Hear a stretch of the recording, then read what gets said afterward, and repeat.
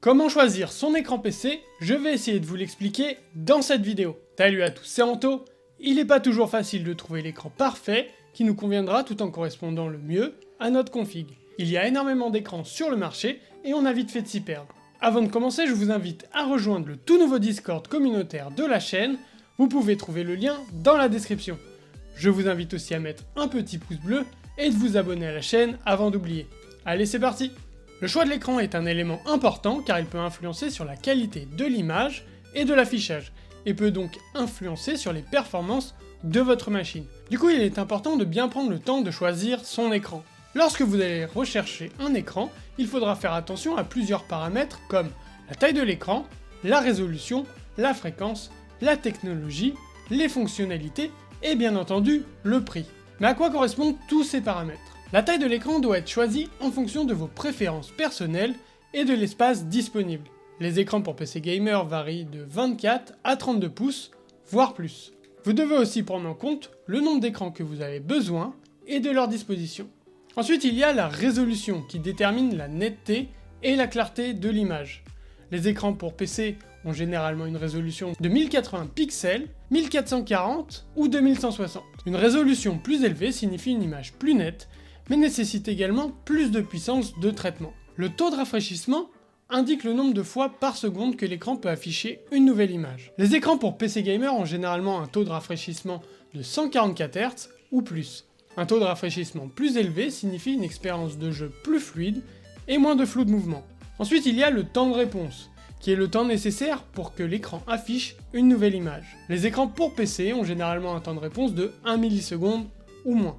Un temps de réponse plus court signifie une expérience de jeu plus fluide et moins de flou de mouvement. Il existe plusieurs types de technologies d'affichage pour les écrans, notamment les écrans IPS ou VA. Chacun a ses avantages et ses inconvénients et le choix dépendra de vos préférences personnelles. Très bien, mais comment faire son choix en fonction de ses besoins? En premier, en fonction de votre utilisation. La première chose à considérer est l'utilisation que vous avez prévue pour cet écran. Si vous êtes un joueur, vous devez choisir un écran avec un taux de rafraîchissement élevé et un temps de réponse rapide. Si vous travaillez sur des projets de conception graphique, vous voudrez peut-être un écran avec une résolution élevée et une couverture de couleurs plus précise. Et si vous utilisez votre ordinateur principalement pour des tâches quotidiennes telles que la navigation internet ou la rédaction de documents, un écran de base pourrait suffire. Ensuite, ce sera en fonction de la taille. La taille de l'écran est importante pour votre confort visuel et dépend de la quantité d'espace dont vous disposez. Si vous avez un petit bureau, un écran plus petit pourrait être plus approprié. Et si vous souhaitez utiliser votre ordinateur par exemple pour des tâches telles que du montage vidéo ou de la conception graphique, un écran plus grand peut être préférable ou alors avoir plusieurs écrans. Puis il y a la résolution. La résolution de l'écran est un autre facteur important à considérer. Si vous travaillez avec des images haute résolution, ou que vous souhaitez regarder des films en qualité maximale, un écran avec une résolution élevée sera idéal. Les écrans 4K offrent une résolution 4 fois supérieure à celle des écrans Full HD, mais ils peuvent également être plus chers et demandent une config plus puissante. Si vous êtes un joueur compétitif, la résolution sera vraiment secondaire. Il faudra plutôt préférer une fréquence d'affichage élevée et d'un taux de réponse très court. Après tout ça, il faudra regarder la technologie d'affichage. Les technologies d'affichage telles que les dalles IPS, TN, VA, OLED et QLED offrent toutes des avantages et des inconvénients différents. Par exemple, les écrans TN, pour Twisted Nematic, étaient les écrans les plus courants et les moins chers. Ils offrent un temps de réponse rapide et un taux de rafraîchissement élevé, ce qui les rend idéaux pour les joueurs. Cependant, ils ont souvent des angles de vision restreints et des couleurs moins précises que les autres technologies. Aujourd'hui, cette technologie est de moins en moins utilisée. Ensuite, il y a les écrans VA pour Vertical Alignment. Ils offrent des noirs plus profonds et un meilleur contraste que les écrans TN. Ils ont également un meilleur angle de vision et des couleurs plus précises, ce qui les rend adaptés pour les tâches de conception graphique. Cependant, ils ont un temps de réponse plus lent.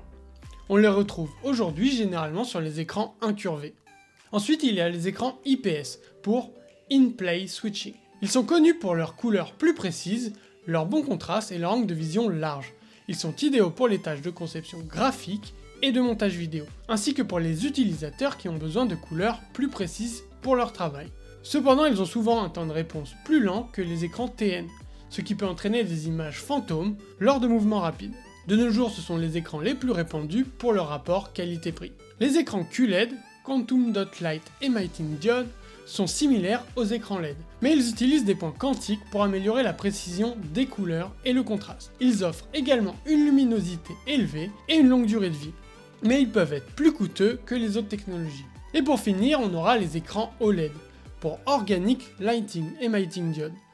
Ils offrent des couleurs vives, des noirs profonds et un angle de vision large. Ils sont également très minces et très légers. Ils offrent un temps de réponse rapide. Cependant, ils peuvent être plus coûteux que les autres technologies et ont tendance à avoir une durée de vie plus courte. Pour finir, on affinera notre choix en fonction de la connectivité.